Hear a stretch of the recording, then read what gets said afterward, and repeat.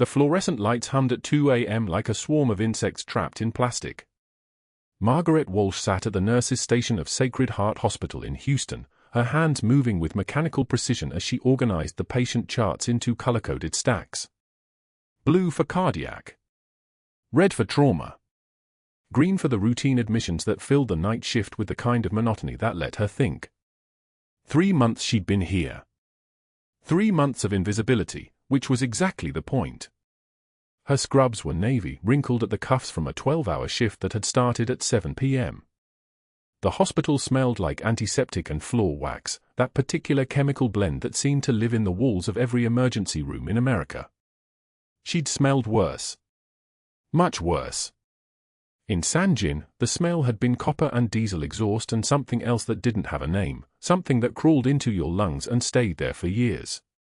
She touched the faded unit patch sewn inside her jacket pocket without thinking about it, a muscle memory from a life that officially didn't exist anymore. The patch was soft from handling, worn at the edges where her fingers had found it countless times during the long nights.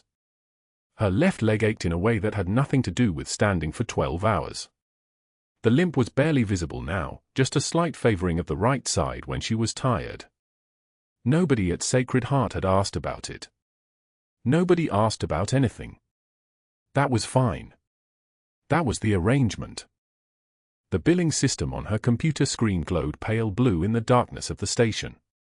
She'd pulled up a routine inventory audit at 1:51 a.m., the kind of thing most nurses wouldn't bother with. But Margaret wasn't most nurses. She'd spent 23 years noticing things, the way a Marine's breathing changed before he went into shock, the pattern of incoming mortar fire, the inconsistencies in supply manifests that didn't add up to anything good. The phantom surgeries had started appearing 3 weeks ago. Patient file, 47-year-old male, admitted Tuesday, discharged Wednesday. Surgery logged, complex vascular repair, for 0.5 hours, operating room 3. But when she'd checked the OR schedule, room 3 had been closed for maintenance that entire day. The parts weren't there.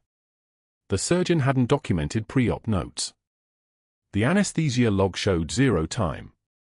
Just a ghost surgery bill to insurance as a successful intervention. $2,000. Then another one. Then 6 more. She pulled up the supply orders next. Staples that arrived in shipments of 50 units but were logged as 400. Orthopedic plates that never appeared in inventory. Cardiac monitoring equipment requisitioned and immediately transferred out through an administrative code that didn't correspond to any actual department. The pattern was clean. Professional. Someone who understood hospital systems well enough to move money without triggering the obvious alarms. Dr. Hargrove had access to all of it. The thought arrived quietly, the way dangerous thoughts usually did. She didn't react. Her face remained neutral, her hand steady as she continued organizing the charts. The trembling wasn't fear. It was restraint. It was the muscle memory of a senior chief petty officer who'd learned that showing her teeth too early got people killed. His shoes announced him before he arrived at the station. Expensive Italian leather, the kind that clicked against linoleum like a countdown timer. Dr. James Hargrove moved through Sacred Heart the way men of a certain privilege moved through the world, as if the corridors had been designed specifically for his convenience. He was 53, his grey temples artfully distinguished, his hands uncalloused and pale. The kind of hands that never had to carry anything heavier than a pen. Margaret. He said her name the way someone might say the name of a piece of furniture that had been arranged incorrectly. Not hostile. Worse than hostile. Incurious. You're still here. Night shift. She didn't look up from the charts. Her voice was quiet, the kind of voice that wouldn't carry more than 5 feet, that somehow managed to take up less space than silence. 3 months now, correct. He was watching her the way a man watches a piece of equipment he's purchased and is still determining the value of. Most nurses with your tenure prefer the day shift. More prestige. Better hours. Easier on the body. She turned a page. The patient chart crinkled slightly under her fingers. Night shift is quieter. That seemed to amuse him. He leaned against the counter, his presence doing something to the air pressure in the station, making it heavier, harder to breathe. I was discussing you with the residents in the cafeteria earlier. We have a small wager going. I said you'd be gone within a week. Dr. Chen said 2 weeks. Dr. Morrison is a romantic, he thinks you'll last until the month is up. He smiled, and his teeth were very white, the kind of white that came from money and attention. What do you think? Are you the type to stay or the type to run? The silence lasted exactly 3 seconds. Then, I work the shifts I'm assigned, doctor. That's not what I asked. His voice had the texture of someone unused to being deflected. I asked if you were a quitter. She finished organizing the blue stack and moved on to red. Her movements were precise, economical, the physical expression of someone who'd learned that wasted motion meant wasted ammunition. I'm not a quitter. We'll see. He stood there a moment longer, as if her answer had disappointed him slightly. Then his shoes clicked away down the corridor, toward the attending's office, leaving the station smelling faintly of his cologne, something expensive that probably had a name like ambition or authority. Margaret didn't watch him go. She'd been trained by better strategists than Dr. Hargrove. The Taliban had strategists. The cartel operatives in Central America had strategists. Men like Hargrove were predictable. They all believed the same thing, that money was the ultimate language, that people who were quiet were weak, that the world was divided into predators and prey and there was no third category. What happened next didn't arrive as violence or revelation. It arrived as spreadsheets. She pulled up the billing system again, more carefully this time. The phantom surgeries were just the surface. Underneath them, in the deeper layers of the administrative code, there was a pattern that suggested something larger. Supply orders that were billed to different insurance companies than the ones actually covering the patients. Equipment requisitions that appeared in the system, got marked as delivered, then were transferred to external vendors with no hospital markup. Someone had set this up with the kind of care a general officer gives to a supply line, redundant pathways, distributed accountability, just enough bureaucratic noise to bury the signal. The numbers were staggering. $50,000. 200,000. $500,000 in what might charitably be called billing discrepancies. She documented everything. Not in the hospital system, that would be noticed. Instead, she used the small notebook she kept in her scrub pocket, the one with the unit patch sewn into the back cover. Medical record numbers. Patient names. Dates. Surgery codes that corresponded to 0 actual surgeries. She wrote in a precise, economical script of someone who'd spent years making reports that might need to survive military courts and federal investigations. By 5 a.m., when the day shift began arriving with their coffee and their voices that were too loud for 5 a.m., Margaret had filled 4 pages of the notebook. She closed the billing system, logged out, and returned the charts to their proper slots. The fluorescent lights were still humming their insect song. The hospital still smelled like antiseptic and floor wax. The world still looked exactly the same as it had before she documented what might be the beginning of the end of Dr. James Hargrove's career. She touched the unit patch in her pocket and headed toward the break room, moving with the careful invisibility of someone who'd learned that the best warriors were the ones nobody remembered seeing. The limp favored her left leg as she walked. Her hands were steady. Her jaw was set in the expression of someone who'd already survived worse than this and knew exactly how far she could push before the world pushed back. But that wasn't the worst part. The worst part was that Margaret Walsh hadn't come to Sacred Heart to audit billing systems or document insurance fraud. She'd come because she'd been ordered to disappear. 23 years of service to the United States Marine Corps had ended in a classified operation in Sanjin, Helmand Province, where certain things had happened that couldn't be written into official reports. Where a senior chief petty officer had carried a bleeding sergeant major through a kill zone under fire, had kept him alive through 2 hours of emergency medicine in a blown-out compound, and had been extracted by helicopter with orders to vanish. No severance package. No discharge ceremony. No service record in any database that could be searched by normal means. Just a new name, well, an old name Margaret had worn before, a civilian identity that had been created and shelved 15 years ago, and a directive to stay quiet. The sergeant major had survived that night. He'd gone back to his unit. He'd continued his career while Margaret had become invisible, shuffling between hospital systems, never staying in one place long enough to build connections or be remembered. 3 months at Sacred Heart was already longer than she usually lasted. And now she documented $500,000 in fraud committed by a man who had no idea he was being watched by someone who'd once been trained to track insurgents through mountain passes at midnight. The cascade hadn't started yet. But it would. Once it did, there would be no stopping it. And by then, Margaret Walsh, or whoever she actually was, because even she wasn't entirely sure anymore, would already be gone. At 6:53 a.m. on a Tuesday, Dr. Hargrove slid a patient chart across the nurse's station with enough force to scatter Margaret's carefully organized paperwork to the floor. 12 pages fanned out like cards after a bad hand. 2 incident reports. 3 medication reconciliation forms. A requisition slip for lab supplies with her handwritten notes in the margins, notes about phantom charges, about supply orders that never arrived, about numbers that didn't add up. "Pick that up, sweetheart," he said loud enough for 3 residents to hear him. His voice carried the weight of a man accustomed to obedience. He didn't look at her while he spoke.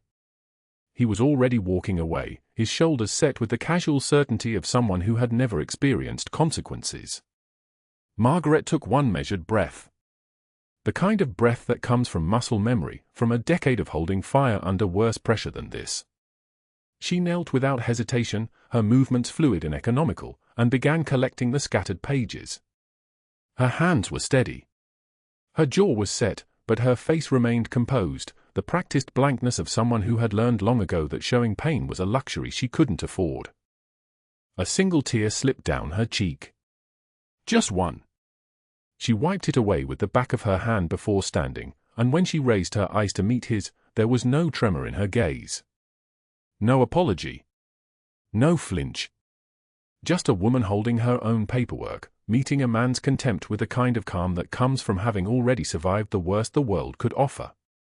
Hargrove's expression flickered, just for a moment, as if he'd expected her to crumble, expected her to apologize, expected her to validate his power by acknowledging it.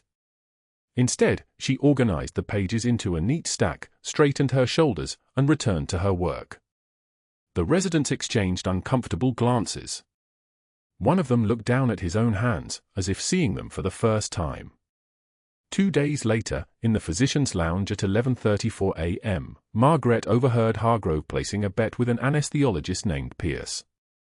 The door was cracked just enough. "The quiet old broad quits within a week," Hargrove was saying, his voice dripping with the confidence of a man who believed he understood human nature. 20 says she's crying in her car by Friday. You want that action? She heard the clink of money changing hands. She heard Pierce laugh, a thin, nervous sound that made her wonder how many other bets had been placed on her breaking point. Her hand tightened on her coffee cup until her knuckles went white. The foam cup crinkled under the pressure, a soft protest against the force of her grip. She stood absolutely still for 7 seconds, then 3 more, until the trembling wasn't visible anymore, until it had calcified into something harder than anger. Something colder. She set the cup down and walked back to the unit without another word. Thursday afternoon in the packed cafeteria, Margaret sat at a corner table with a bowl of tomato soup and a turkey sandwich. The cafeteria smelled like industrial vegetable oil and the bitter tang of burnt coffee. Around her, residents and nurses filled their trays, the room humming with the white noise of 100 conversations. She had been eating the same lunch for 3 months, same time, same place, same corner seat where she could see the room without drawing attention.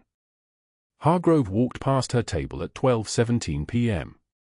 His elbow caught her lunch tray with the precision of a man who had calculated the angle. The soup bowl toppled first, a wave of red liquid cascading across the white plate and flooding the tile floor. The sandwich fell next, butter side down. The glass of water shattered, sending ice skittering across the smooth surface like bullets ricocheting off concrete. The cafeteria went silent. Actually silent, not the kind of quiet where people stop talking gradually, but the kind where 37 people process what just happened and decide, collectively and without words, that they had seen nothing. Nurses should eat in the break room, sweetheart, Hargrove announced, his voice bright with the false concern of a man performing for an audience.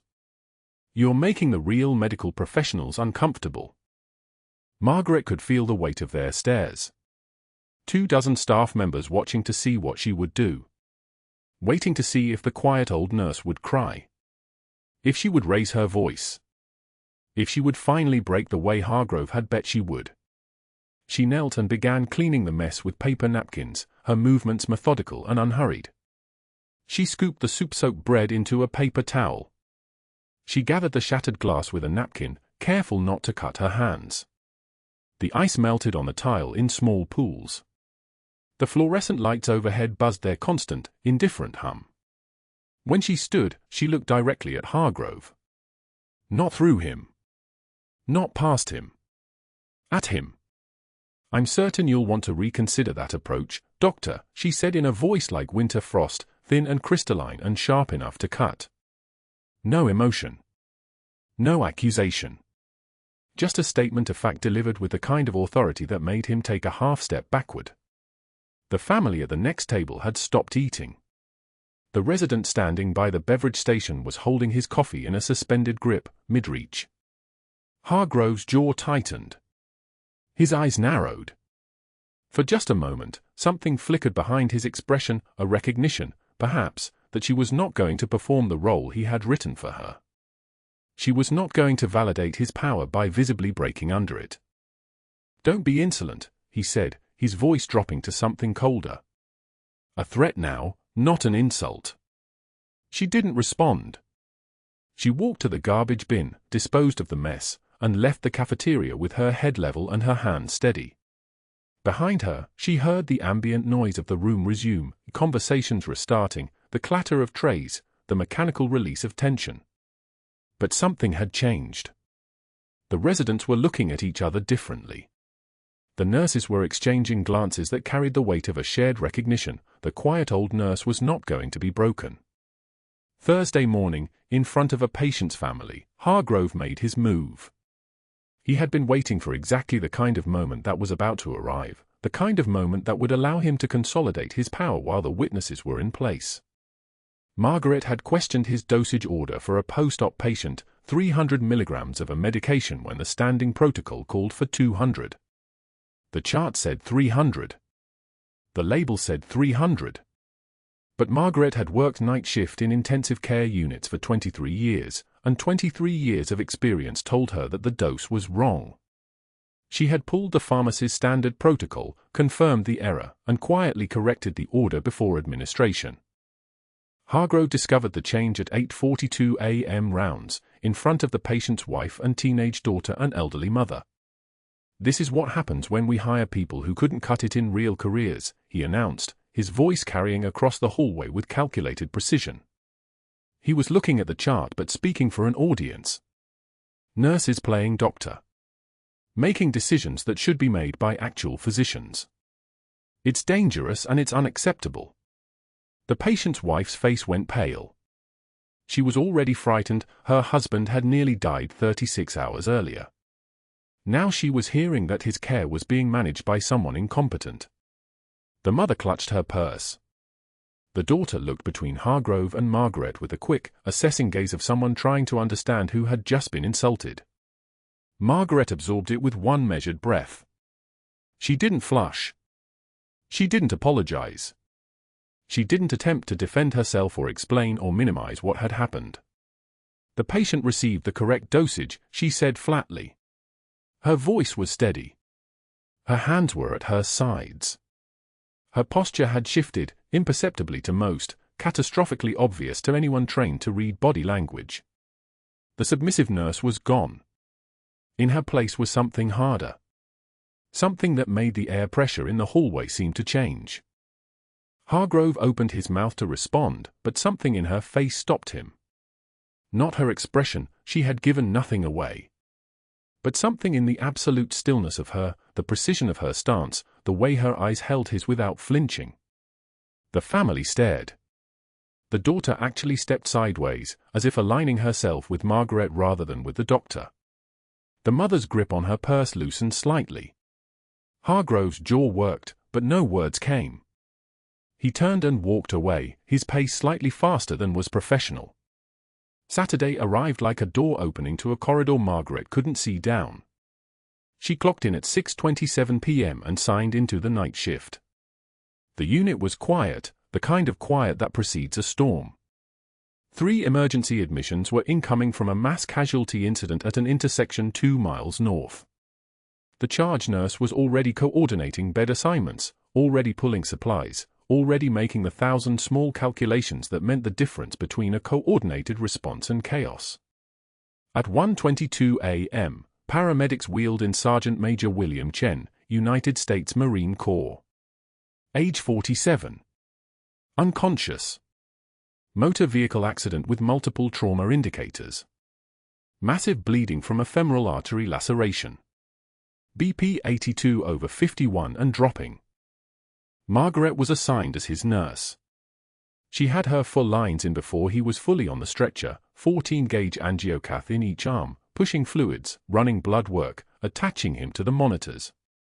His vital signs painted a picture of a man hemorrhaging rapidly, his body in free fall toward the mathematics of death. She noticed the tattoo on his left forearm as she was running the second 4. Margaret, in faded black ink. Coordinates below it, the latitude and longitude of something, someplace, someone. Her hands froze for exactly 2 seconds. She could feel her heartbeat in her fingertips. She could feel the weight of 15 years and a different life between the woman she had been and the woman she was now. Then she resumed work. His vital signs were tanking. Pressure at 78/48. Heart rate 142, climbing. He was in shock, pure, uncompensated shock, his body shutting down systems to keep his core alive. Margaret worked with the kind of precision that came from having held dying men before, from having known that the difference between life and death was measured in seconds and in the absolute absence of panic. She inventoried his personal effects. A wallet with military ID.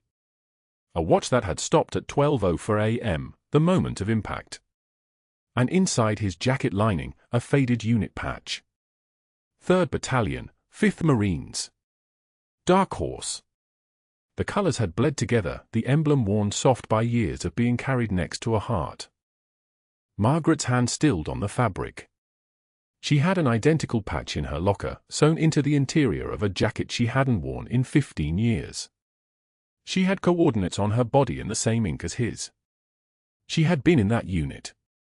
She had carried him, this man lying unconscious before her, to an extraction point under Taliban fire while rockets walked past them and the world was nothing but noise and the taste of copper and sand.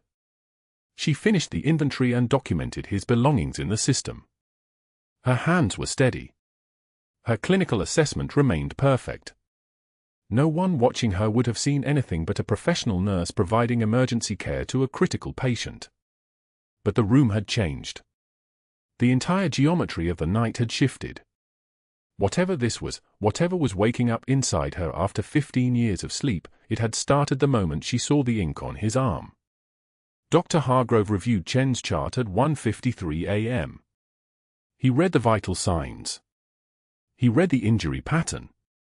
He read the line that said United States Marine Corps, Sergeant Major, and his eyes narrowed with the precision of a man who understood instantly what military patience meant: insurance scrutiny, government attention, federal audits, questions about billing practices and supply orders and phantom surgeries that might not hold up under formal investigation.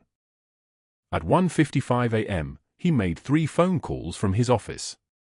The first was to a board member named Sterling, a man who had donated enough money to the hospital's expansion project that he had earned the kind of influence that existed in the space between legality and favor. "I have a situation that requires flexibility," Hargrove said quietly. "Military case. Sensitive. I need you to understand that complications are possible." The second was to an investigator named Hayes, a man he kept on retainer for situations exactly like this. "I need documentation of a nurse overstepping her scope," Hargrove said. "Patient safety concern. I need it ready for administration by Monday morning. The third was to the hospital administrator. I have concerns about a pattern of boundary violations with one of our night shift nurses, he said. It's affecting physician-nurse dynamics. I recommend we address it proactively before it becomes a liability. By 2:04 a.m., Margaret was running 3 separate medications to stabilize Chen's bleeding while the surgical team was consulted. She had pushed 2 units of O positive and was preparing for a massive transfusion protocol. His pressure was still dropping. His bleeding was still uncontrolled. And at 2:17 a.m., when his breathing began to deteriorate, when the oxygen saturation started its slow, terrible decline from 94 to 89 to 83, she called for the attending surgeon. Dr. Reynolds came to the unit at 2:19 a.m., reviewed the imaging, looked at the vascular damage, and said what Margaret already knew he would say.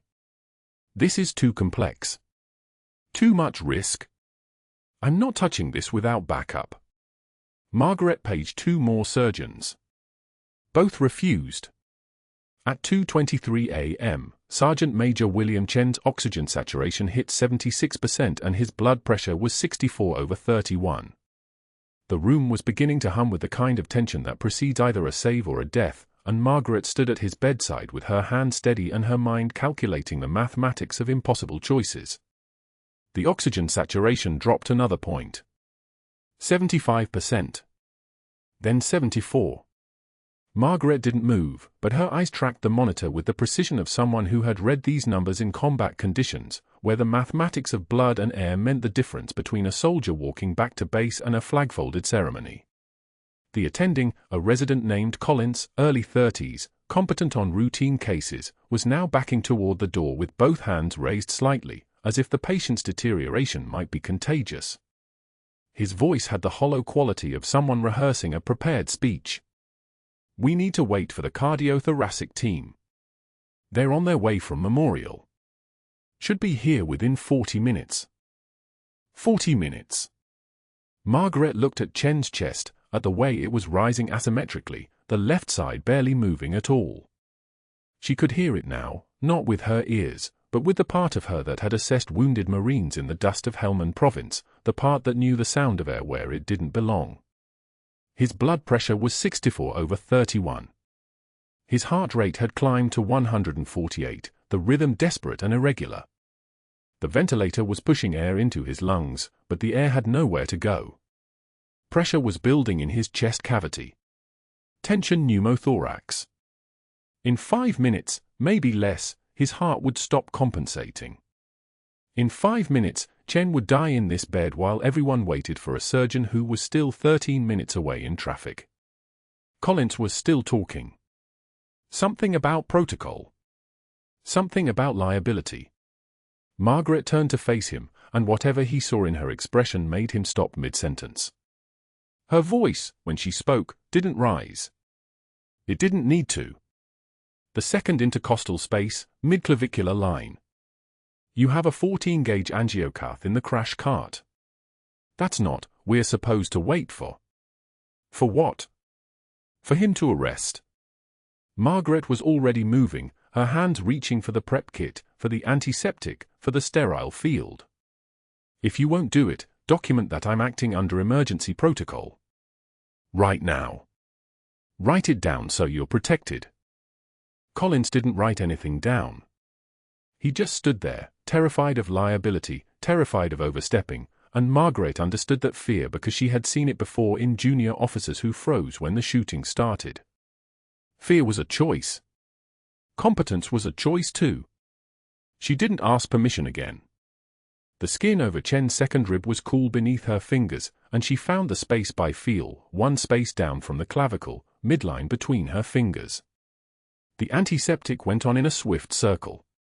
She opened the angiocath package with her teeth, a habit from field medicine that made Collins wince, and the needle gleamed in the fluorescent wash of the ICU lights. Her hands weren't trembling. They were steady as a surgeon's laser, steady as they had been in a blown-out compound in Sanjin when she had done this exact procedure on a Marine whose name she still carried, even now. The needle penetrated the skin. One motion. No hesitation. then through the fascia, then past the muscle layer. She felt the subtle pop of the pleura giving way, felt the needle breach the pressure barrier that had been suffocating Chen's lung. And then, the hiss. Compressed air escaping from a closed system, the sound of pressure releasing like a tire deflating, like a breath finally being taken after drowning. The oxygen saturation monitor chimed.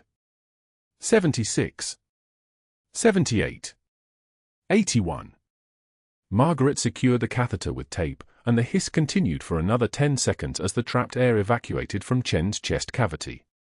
His left lung unfurled, re-expanded, gasping like something emerging from water. The monitor climbed steadily now. 85. 88. 91%. His heart rate began to drift down from its panicked cadence, settling into something closer to normal rhythm. His blood pressure stopped its free fall. 64/31 became 72/42, then 80/50. Stable. For now. Margaret stepped back from the bed. The room was silent except for the ventilator, the cardiac monitor's steady beeping, the whisper of the E4 pump. Collins was staring at her like she had just performed a resurrection, which, in a way, she had. He opened his mouth. Closed it. His hand went to his pocket and came out empty. I'll need to document. Document it, Margaret said, and her voice had the kind of calm that came from having already survived the worst things the world could offer. Write that Chen was in decompensation. Write that O2 sat was 74 and dropping. Write that I performed emergency needle decompression under Protocol 7.2, patient condition critical. Write that it was life-saving intervention. Collins nodded and walked out, leaving Margaret alone with Sergeant Major William Chen, with a faded unit patch sewn inside her jacket lining in the locker downstairs, with the name tattooed on his left forearm that he still didn't remember belonging to. She pulled a chair to his bedside and sat down. The hours that followed existed outside of time. For hours that felt like for minutes and for years simultaneously. Margaret's hands moved without her directing them, muscle memory from field medicine taking over completely. She monitored every breath, every milliliter of fluid, the slight changes in his oxygen levels that would indicate air still escaping from a leak. She adjusted the ventilator parameters when his CO2 started to creep up. She kept the catheter patent, watching for the hiss to stop, knowing that when it did, his lung would be fully re-expanded and the immediate danger would have passed. At 3:47 in the morning, the hiss finally stopped. At 3:52, his oxygen saturation stabilized at 94% on modest ventilator settings. At 4:15, his blood pressure was 106/68, not perfect, but viable. A cardiothoracic surgeon named Dr. Reeves arrived at 5:03, took one look at the chart, looked at Chen's stable vitals, and said to Collins, who did the needle decompression. Collins's silence was louder than any confession. Margaret was still sitting in the chair by Chen's bed, her hand resting on the guardrail, when Reeves walked over to her. His eyes moved from her face to her hands, reading the scars and calluses the way experienced surgeons learn to read a patient's history in their skin. That was field medicine, he said. Not a question. It was necessary, Margaret replied. Reeves nodded and returned his attention to the chart. Within 20 minutes, he had arranged for Chen to go directly to the operating room for proper surgical repair of his injuries.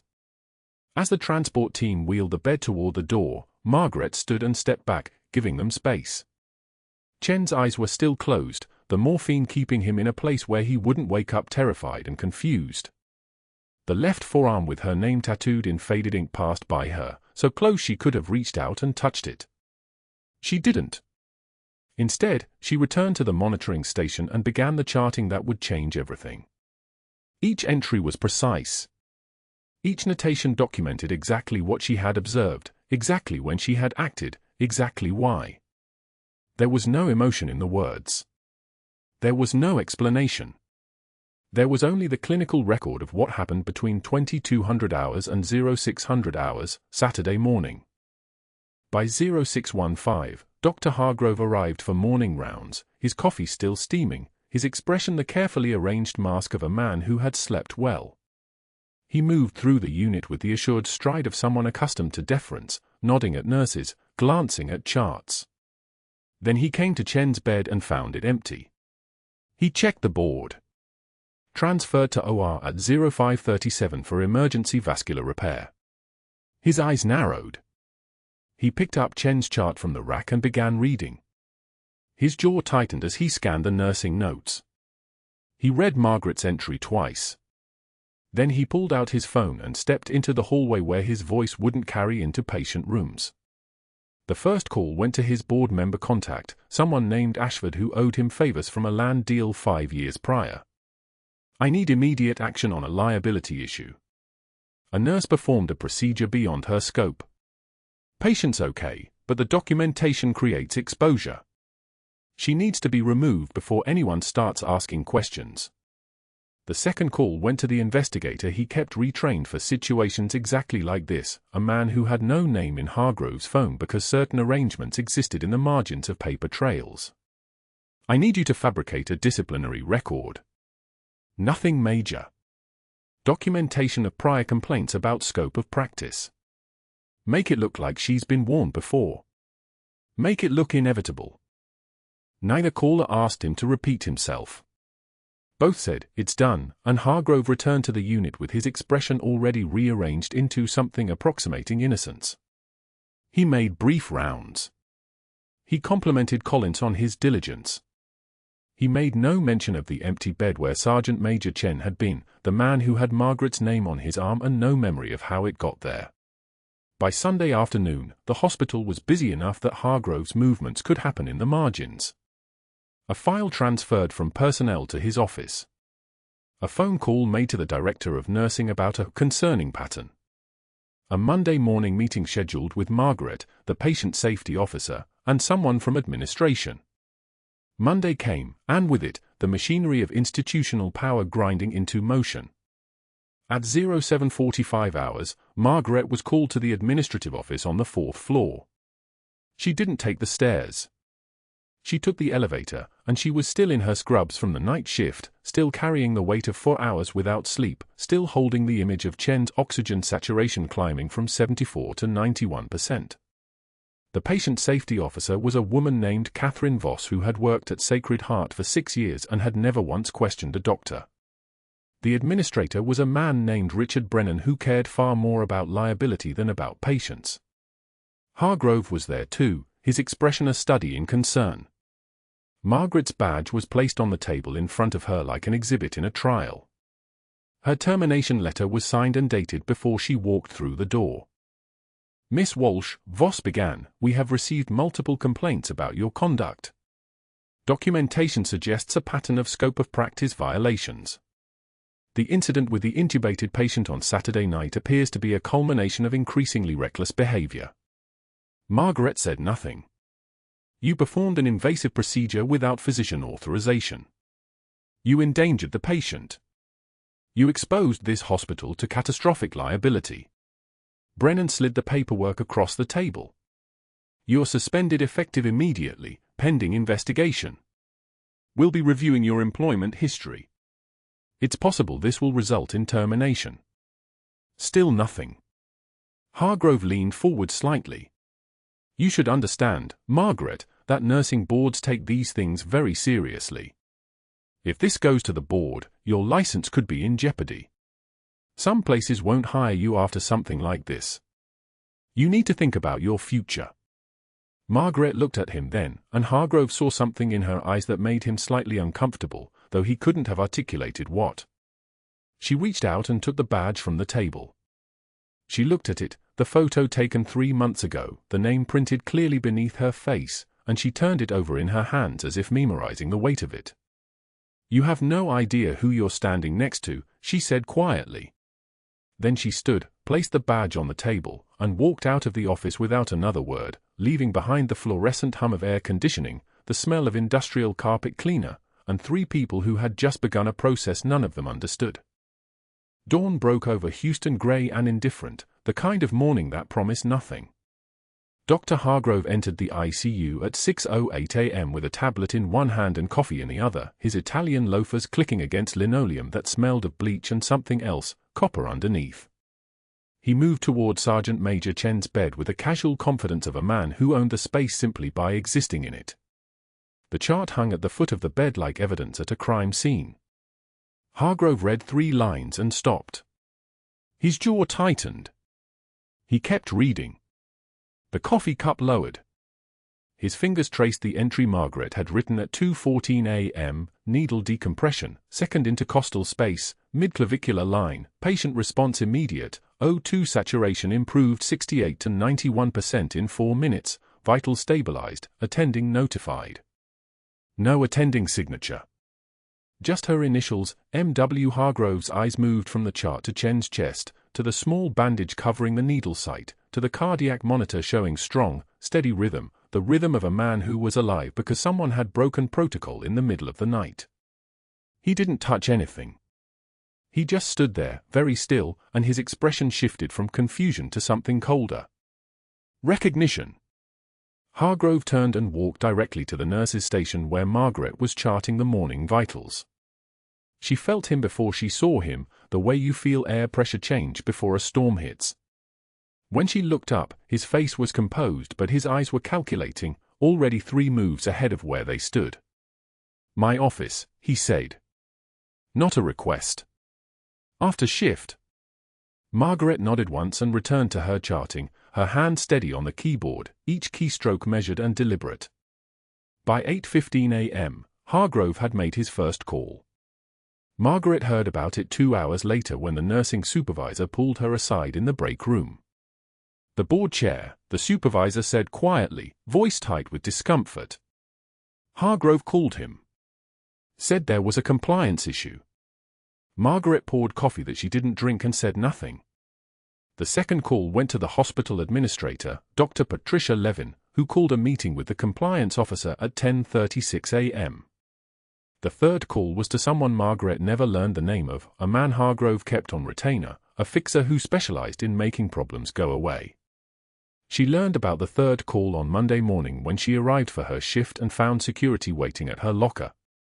The guard was young, uncomfortable, holding a cardboard box that had once contained printer paper. "I'm sorry," he said, and he sounded like he meant it. "They want your personal items cleared out. Now." Margaret's locker contained 3 things: a photo of her daughter Emma at college graduation, a small first aid kit from her Navy days, and a navy blue jacket with a faded unit patch sewn inside the lining. The guard didn't inventory. He just turned away while she transferred items to the box, his presence a mercy of sorts, giving her privacy while the professional destruction began. The box felt heavier than 3 objects should weigh. Margaret carried it to the administrative offices on the 4th floor, where she was directed to a conference room that smelled like old carpet and the kind of anxiety that leaves residue. They were waiting, Dr. Levin, the hospital attorney whose name was Patterson, and Hargrove, who sat in the corner with his arms folded like a man settling in to watch entertainment. Patterson had a folder open in front of him, papers arranged with legal precision. He didn't make eye contact. "Ms. Walsh, on Saturday at 0202 hours, you performed a medical procedure without attending physician authorization." His voice was careful, rehearsed. Specifically, a needle decompression for suspected tension pneumothorax, performed in the ICU without proper oversight or documentation. Margaret sat very still. The fluorescent lights overhead hummed their sterile song. "The patient is alive," she said. 1 sentence. That was all she allowed herself. Patterson shifted papers. "That's not the legal issue at hand. Our liability insurance explicitly requires, the patient is alive," Margaret repeated, her voice lower. Hargrove smiled then, a thin expression that never reached his eyes. He stood and walked to the corner where Margaret sat, close enough that only she could hear him. "Nurses who don't know their place rarely find work anywhere," he said quietly. "I've made some calls to the other hospitals. To the clinics. You're done in this city, Margaret." "Done?" She didn't look at him. She kept her eyes on the table, on the cardboard box with her daughter's photograph inside it, on the jacket with the patch that she was never supposed to wear again, that she was ordered to never claim, that represented a life she had been buried so deep she sometimes forgot it existed. She had signed documents 15 years ago, documents that still sat in a vault at the Pentagon with her name redacted from every surface. After the operation in Sanjin, after she carried Sergeant Major Chen through a kill zone, after 4 other Marines came home alive because of decisions she made in the dark, the government had ordered her to disappear. Vanish. Become a ghost. Her military records were sealed. Her service was erased. Her existence as Senior Chief Petty Officer Margaret Walsh was officially scrubbed from every database, every record, every official database except one classified file that she was forbidden to ever access or reference. She had taken a new identity, a new name, a new life, and she had signed away her right to ever claim what she had done. The attorney asked if she had anything to say. Margaret shook her head once. Patterson slid papers across the table. Suspension effective immediately, pending a full review by the medical board. You're not to access the hospital, the building, or any patient records. Your badge is being deactivated. She watched him place the badge, the one with her name printed in small letters, the one that opened doors, on top of the cardboard box. I recommend you secure legal counsel, Patterson continued. The hospital's insurance company may pursue damages for unauthorized practice. Hargrove walked out of the room first, but not before he said, loud enough for everyone to hear, she was a good nurse. Shame she couldn't follow simple rules. Margaret picked up the box and walked out without response. She walked to Sergeant Major Chen's recovery room on the 3rd floor, even though she wasn't supposed to, even though her badge wouldn't open the doors anymore. A kind resident saw her hesitating in the hallway and held the door. Chen was sleeping, his color better, vitals strong on the monitor, the heart rate steady, the oxygen saturation holding at 94%. The patch was on his bedside table, the one from his jacket, the one with the unit insignia that meant everything and nothing and everything again. She didn't touch anything. She just looked at him for 30 seconds, this man whose name was tattooed on her forearm, this man she had saved in the dark 15 years ago without knowing she would save him again in the light. Then she turned and left the hospital, walking past the security desk where they didn't even look up, past the volunteer station where flowers died slowly in recycled water, out into Houston heat that hit like a fist. The drive home took 23 minutes. Her apartment was quiet in the way that only places become quiet when all the noise inside them dies at once. She sat at her kitchen table at 3:40 p.m. on Tuesday afternoon with her hands folded in front of her, and she cried. Not heaving sobs. Not the kind of crying that announced itself. Just the quiet, contained tears of someone who had been trained to process grief in small, controlled movements, the way soldiers are trained to bleed without screaming. Emma found her like that. Margaret's daughter had taken a personal day, a first in her 3 years at the paralegal firm, because she had a feeling, the kind of intuition that comes from knowing your parents' silences. Emma was 26, brilliant, with her father's quick mind and her mother's still hands, and she had spent her entire life sensing the weight her mother carried without ever fully understanding what it was. Mom. Emma set her bag down and moved to the kitchen table. Why aren't you at work? You're supposed to work tonight. Margaret looked up at her daughter, this woman she had raised alone, this person who represented the life she had chosen when she chose to stop existing, and felt something break open inside her chest. I made a mistake, Margaret said quietly. At work. I did something I wasn't supposed to do. You saved someone. Emma sat down. It wasn't a question. How do you know that? Margaret asked. Because I know you. Emma took her mother's hands. Her grip was firm, steady, the grip of a lawyer who understood consequences and people who broke rules for the right reasons. Tell me what happened. So Margaret told her. Not everything, she couldn't tell her everything because too much of it was classified, because her daughter's security clearance didn't exist, because the words were locked behind agreements signed with blood and ink that could never be undone. But she told her daughter that she had done her job, that she had kept someone alive, that she had violated a protocol to save a life, and that the hospital had fired her for it. Emma listened without interrupting, her paralegal mind cataloguing details, organizing facts into categories that might matter later. When Margaret finished, Emma was quiet for a long moment. Then she said, "They can't do that. Not if you were acting as a medical professional in emergency circumstances. That's under the Good Samaritan doctrine. We can fight this." Margaret shook her head slowly. "There's more," she said, and her voice had changed, becoming quieter, more guarded. "Things I can't explain. Things about my past that are classified. I made agreements a long time ago. I promised I would never claim." She stopped. She couldn't finish the sentence because to finish it would be to say the words out loud, to bring her old life into the room, to violate the silence that had kept her hidden for 15 years. "I can't fight this," Margaret said finally. "I don't exist. Not in any way that matters." Emma held her mother's hands tighter. "Then we make them see who you really are," Emma said, and there was steel in her voice, the voice of a woman who had inherited her mother's conviction along with her cheekbones. Margaret shook her head. "They can't know who I am. I don't exist. I'm not allowed to exist." But even as she said it, sitting in that quiet kitchen with her daughter's hands warm against hers, Margaret wondered if that was still true. She wondered if the choice had already been made for her, not by her own decision, but by a man with tattoos on his left forearm and a clarity of mind that cuts through morphine and years like light through darkness. Wednesday morning arrived with the weight of finality.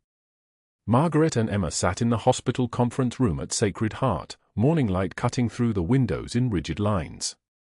The table was mahogany, the kind that spoke of institutional power and irreversible decisions.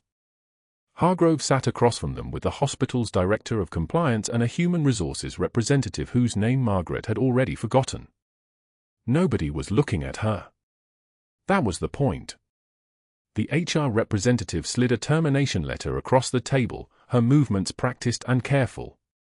"Unauthorized procedures constitute a violation of your scope of practice," she said, her voice the texture of an apology that wasn't an apology.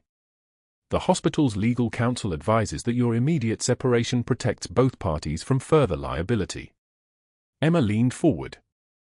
"She saved that patient's life." The surgeon who arrived said, "Ms. Walsh." Hargrove's voice cut through like a scalpel. "Your mother violated protocol.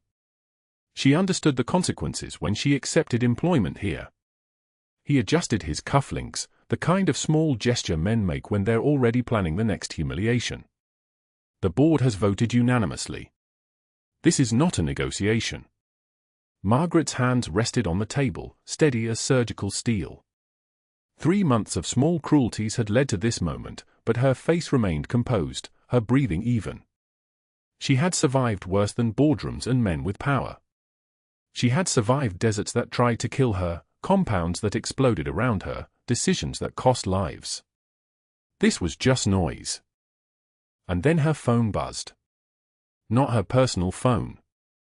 Her hospital phone, the one being deactivated at 5 p.m. today. The message was from the trauma floor, "SGT my Chen requesting you." Urgent. Margaret stood. Slowly. "I need to see my patient." "That's no longer appropriate," Hargrove said, his voice taking on that satisfied quality it got when he thought he'd won. "Your badge access is being revoked immediately. Security will escort you from the premises at." Margaret was already moving. Emma followed, and neither woman acknowledged the protests.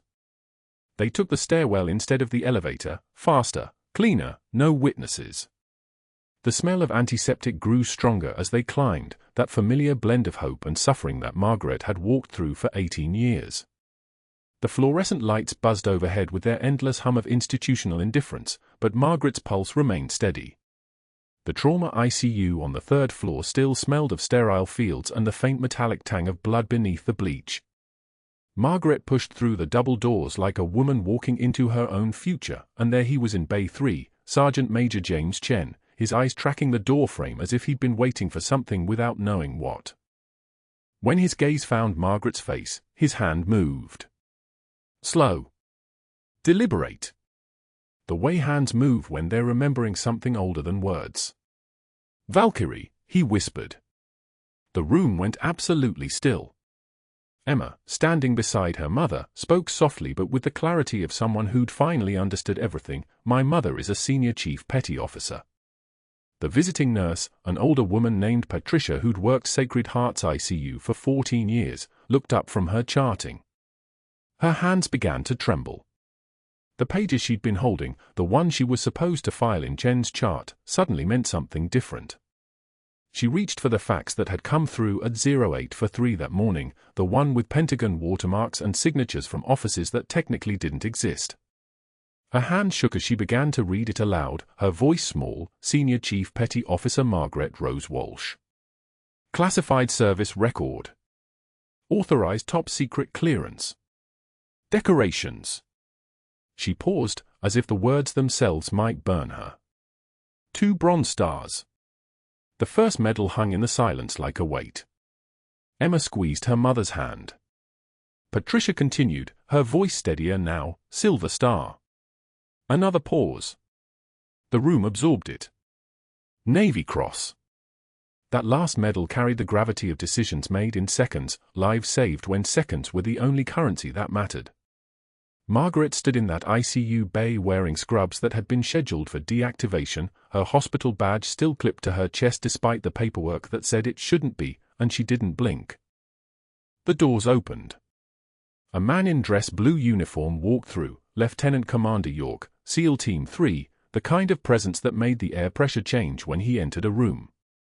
He wasn't alone.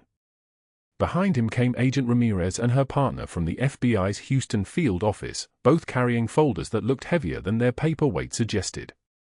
York moved to Margaret's side like he was taking position for a photograph that would last forever. "Senior Chief," he said, and it was a greeting that told you everything about what he already knew. He gestured to Chen. "You don't remember her through the morphine. But she remembers you. San Jin, 2009. 2 hours under fire. Casualty evacuation on foot through the compound. She carried you 4 kilometers to the extraction point." Chen's eyes, morphine-hazed but clearing, locked onto Margaret's. He reached toward his jacket, his movements careful, and pulled out something that had been sewn into the lining. A faded unit patch. Worn. Creased. The edges softened by 15 years of being hidden where sunlight couldn't reach it. Agent Ramirez stepped forward, her badge catching the fluorescent light. "I'm Special Agent Maria Ramirez, FBI. We've been investigating financial irregularities at Sacred Heart for 6 months." She placed a folder on the empty portion of Chen's hospital bed, the metal clip making a soft metallic sound. When Dr. Hargrove attempted to falsify Senior Chief Walsh's personnel records to justify her termination, he triggered federal flags in multiple systems. His investigator, the one he hired to build a case against her, has been cooperating with the federal government for the past 90 days. The doors opened again. Hargrove stood in the doorway, his face still arranged in the expression of a man who'd won. It drained in real time, like someone had pulled a plug from his certainty. Ramirez continued without looking at him. "The falsified records were a mistake, Doctor. But the insurance fraud is what brings federal charges. 18 months of phantom surgeries, billing for procedures that never occurred, medical supply kickbacks totaling $234,000. She looked at the visiting nurse. "Every one of those phantom procedures was documented in Senior Chief Walsh's absence, only after we suspended her. You were erasing the witness who would have flagged them." The room had the quality of a photograph. Nothing moved except Hargrove's mouth, which opened and closed without producing sound. Margaret met his eyes with the same quiet dignity she'd maintained for 3 months, the kind of composure that comes from understanding that shame only has power over people who accept it. She said nothing.